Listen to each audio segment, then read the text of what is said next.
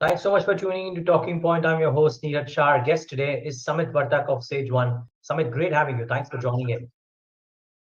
My pleasure, and happy New Year, Neeraj, and to all the viewers. Yep. To you, your family, and investors as well. Samit, Thank you.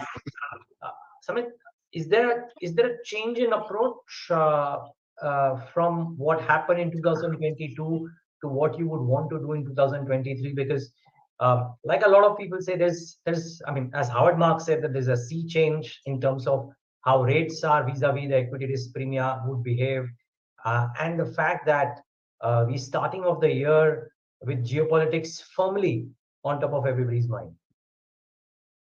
Right. See, as a fundamental investor, you stick with your strategy because after all, everyone has their own core competencies, and it's always risky to deviate from it just because the sort of the flavor of the market has changed. So personally, for us, we will stick with our strategy of finding companies where there is strong earnings growth, doubling of earnings in 3 to 4 years, and then where there is a reasonable value available.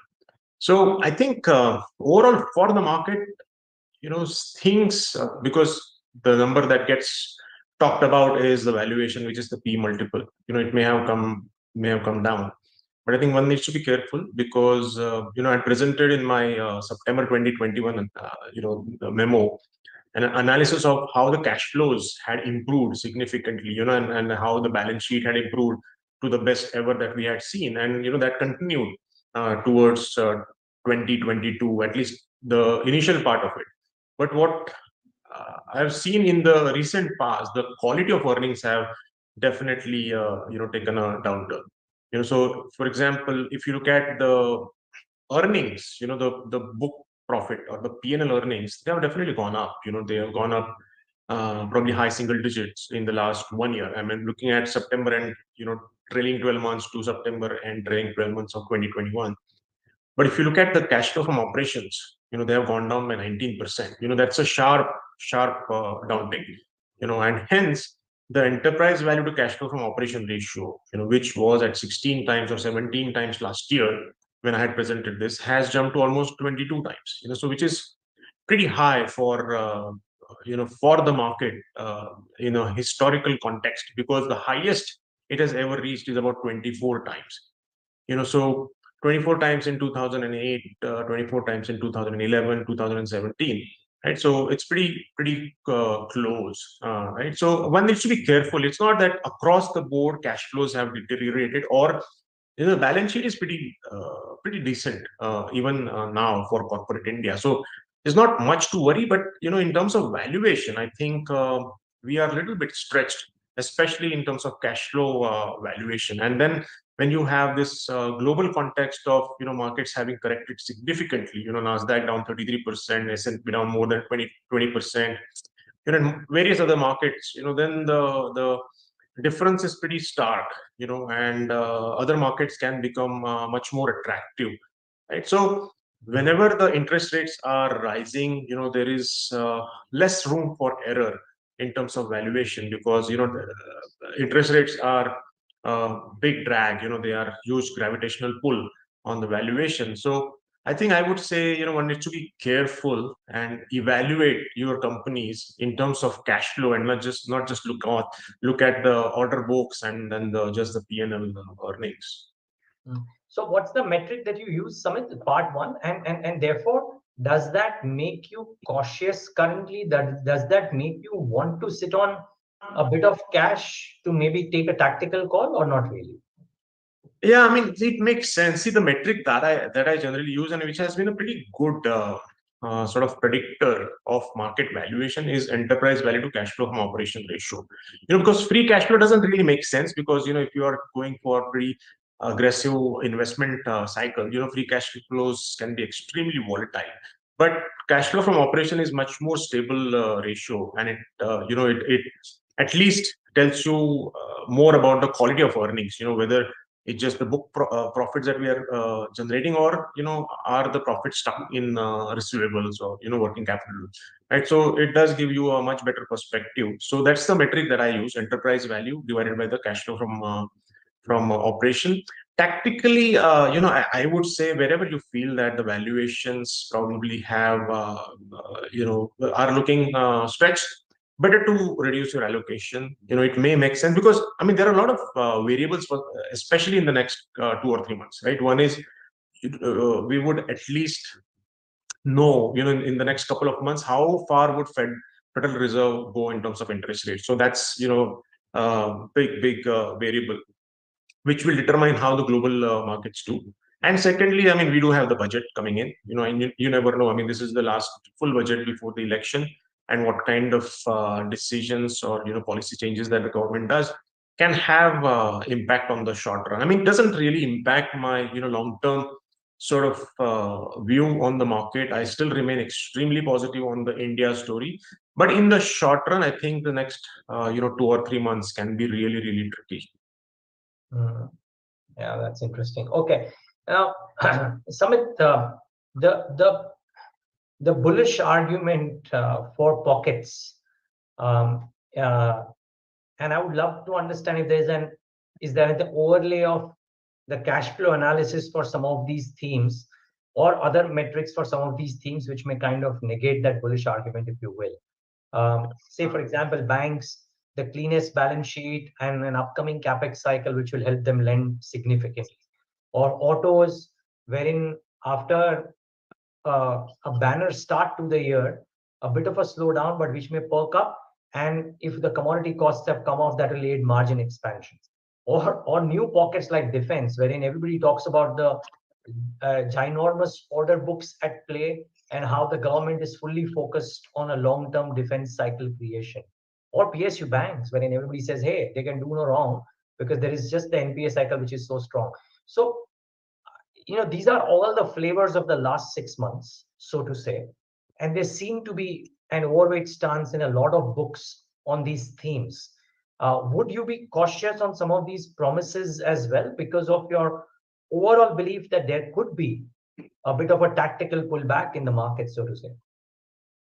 Right. Yeah. I mean, again, I will go with sort of your circle of competence. It depends on whether you are competent enough to understand these pockets of the markets, whether it's defense or whether it's the PSU banks. Many a times, I mean, you would see that even railways, many of the sort of even, really smart investors have been invested in these for the last, 4 or 5 years.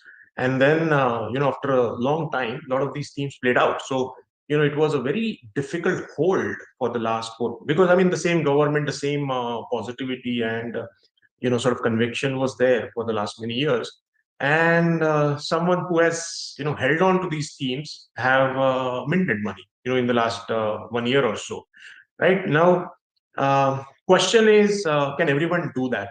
Can everyone do that? Does and many a time what happens is that once you try it for multiple times, and there will be a huge success once, after you try it for 3 or 4 times, right? And when it works, you feel that this is the way to go, because you see these kind of stocks going up 3, 4, 5, 6 times, in a very short period of time, right? But for these kind of themes, where it's very difficult to have sort of structural earnings growth story, there would be very lumpy, whether it's the PSU banks, where you would have 10 years of, sort of no growth, or maybe degrowth, and suddenly after a long time, whenever there is a cleanup in a balance sheet, right? And from that point to again when the NPA cycle, picks up, there is a gap of maybe few years, right? 2 or 3. So it's a vacuum where it's easy for the multiples of these kind of segments to go up. It's not that the earnings would go up in that sort of same proportion, but definitely the multiples, which can be 0.3, 0.4 times, can become 1 times or 1.2 times, right? So that's the returns that one makes. It's not based on the earnings growth, and most of the time it's all front loaded. So when the actual earnings start coming up, most of the smart investors would be out of those stocks, and unfortunately then so the investors who do not have the competence in this would be the ones holding on to these stocks, and that will become probably a long term hold for many of them. So one needs to be clear. They understand the risks of getting in such stocks. Many veteran investors who do it, they understand it. They have seen it and done it multiple times, and even they have gone wrong many times. But sometimes, that's when you make money. You take the pain of going wrong, and then whenever the right time comes in and these things play out. So, I mean, I would stick with my circle of competence. I do not have the expertise to time these kind of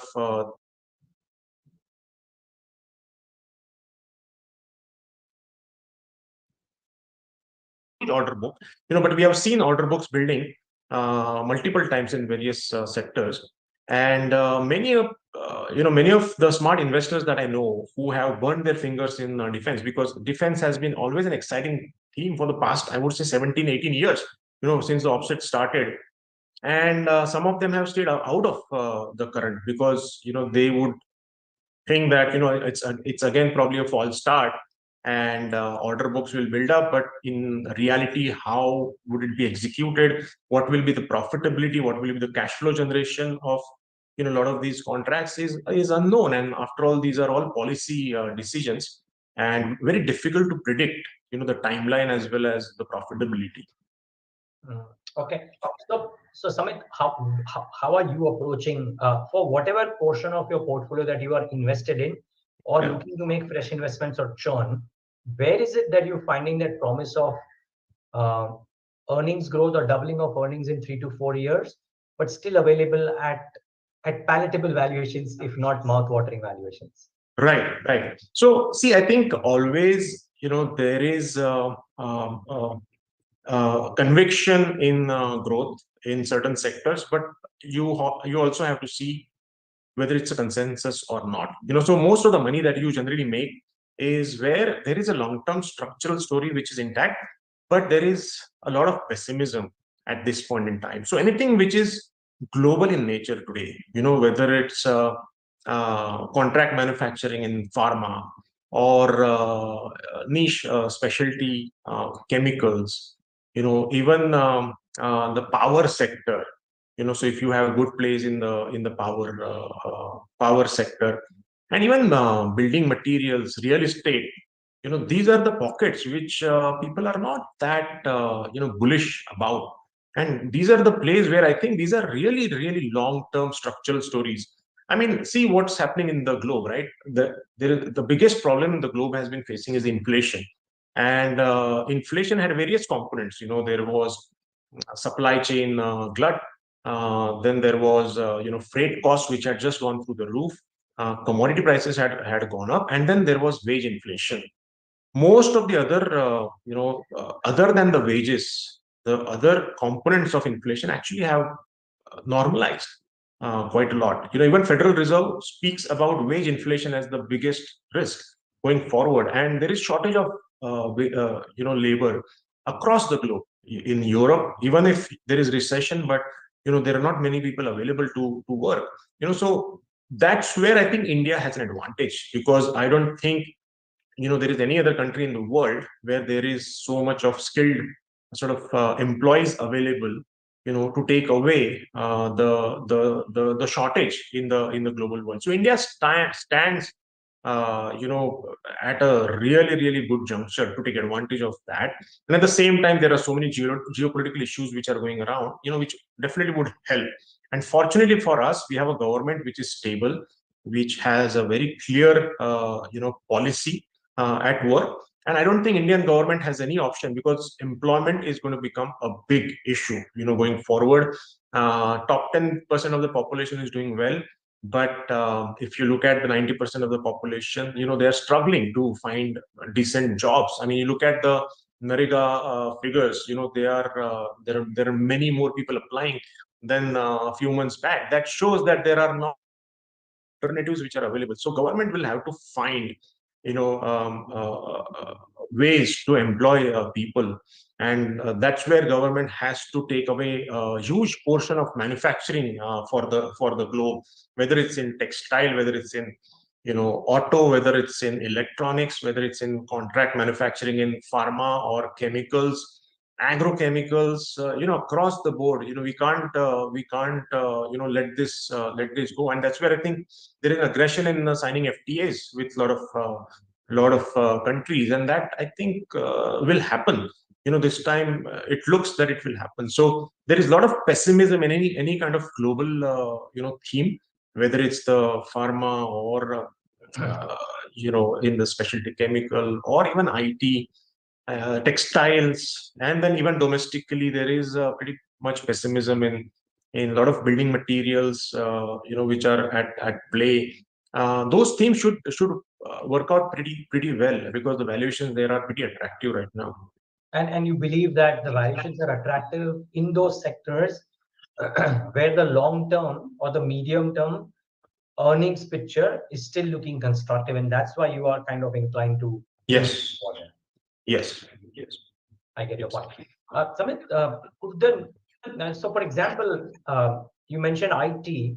There was an interesting note by Credit Suisse, right, which said that it may not be a question of earnings growth as much as it would be a case of a valuation multiple derating happening, as has happened in the past. And therefore, Right. the companies might still show earnings growth, but the multiple derating would make it a difficult sector to be in. How do you think about that? Yeah, so I mean, it's all relative, right? So, question is, are there valuations which are below average in other sectors where people are really bullish right now, right? So there is no question that IT valuations compared to pre-COVID levels are still high, but that's the case with across all Right. segments of the market, whether it's the PSU banks, whether it's all the domestic stories, right? So relatively, where is the pessimism, right? So it's all about, which will sort of out pay in IT would be probably less than what premium valuations you are paying in themes which have worked in the last 1 year, right? So, and most of the time, if the I mean, right now the expectation from IT is that the growth will slow down because of the layoffs that you're seeing in Goldman Sachs or Amazon or across many companies in the US. So wherever the expectations are low, it's easy for companies to beat those kind of expectations, and typically the returns, are much better compared to where the expectation is already so high. Mhm. Okay. The other theme, Samit, I want to understand is Sure. the Capex beneficiaries. Primarily also because not only that we know that there is an upcoming Capex, at some point of time it will happen. And in India's case, even the global companies might put in the capital expenditure. I think you're Yes. talking about a very important statistic of the last 2 years. Would love you to talk about that too. But to the Sure. added point about how uh, falling material costs might actually aid the operational metrics for some of these companies for a better part of calendar year 23 as well. Right, right. Absolutely. See, first I'll cover the export-oriented themes. There was a huge headwind for export-oriented themes because the commodity prices had gone up, which generally are the raw material for many of these industries. Plus the freight cost. I mean, freight cost at a point, from $4,000 a container had gone up to almost $15,000 container. Many of those costs have come down to normal levels. Even commodity prices, whether it's the energy prices, metal prices, crude derivatives, all of them have come down to pretty normal levels. So a lot of the headwinds actually now could be you know could are definitely gone, but could also be tailwinds going forward as government gives them incentives, right? So that definitely helps. I mean, slowdown in the global economy definitely helps India because India is a net consumer of commodities, and a low inflation in commodities definitely helps India. Second, your point on the capex cycle. I mean, a couple of metrics. Of course, environmental clearance applications. I had spoken about it. They had doubled. Since we reduced the taxes plus launch of PLI scheme. But if you look at the recent, announcements of capex in India, especially private capex, forget about the government capex. Private capex announcements in calendar year 2022 was at 20 lakh crores. This was 11.7 lakh crores in 2021, And pre-COVID, these levels were in single digits. They were always below 10 lakh crore most of the time. And so that announcement at least have grown significantly this year, and that's all because of the government policy and the incentives that the government has given. Whether it's a PLI scheme, in the semiconductor segment for the specialty chemical, textiles, electronics, across the board, you will see that there is large announcements of capex which have been made in calendar year 2022. I'm not sure if all of them will play out, but even if 60-70% of them play out, that's a huge investment in the private segment, and add the government capex to it, right? So government is going to spend, and I mean, before election they probably will spend, would spend more. So that definitely is a huge tailwind for building materials. And you have to pick your building materials. I mean, everyone knows what I am convinced about is whether you are building bridges or airports, warehouses, data centers, factories across the board. You would need certain things like electrical cables. You will need structural steel pipes. Those kind of things will definitely. So wherever there are only few players, dominant players, and the capacity, if it expands, only expands within those players, and new players don't get added, those are the kind of segments one has to look at. So if you just look at cement, I mean, there are more and more capacity which may come in. So you may not get as much delta as what you would get in segments where there are just one or two dominant players.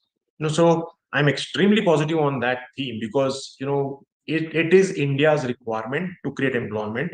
Government will do whatever it needs to do that. Otherwise, there will be a lot of issues that we would face. And the globe has given us an opportunity where there is such a huge shortage of labor across the developed markets, and there is no other developing nation which can take away that shortage. So I think India is pretty well placed, and one has to place bets where there are these long-term structural stories, and some of these stories are out of favor. So you have a pretty good opportunity to accumulate a lot of good stocks in there. My final question, Samit, and that is on any analysis that you may have done about China opening up and what impact could it be on specific themes in India? Because it is a big event. We don't know how it will play out, of course. But even if there is normalcy, then I'm sure there will be some impact on varied sectors in various different ways. Right. Have you thought of this for your portfolio companies or your sectors, and which get impact and which don't?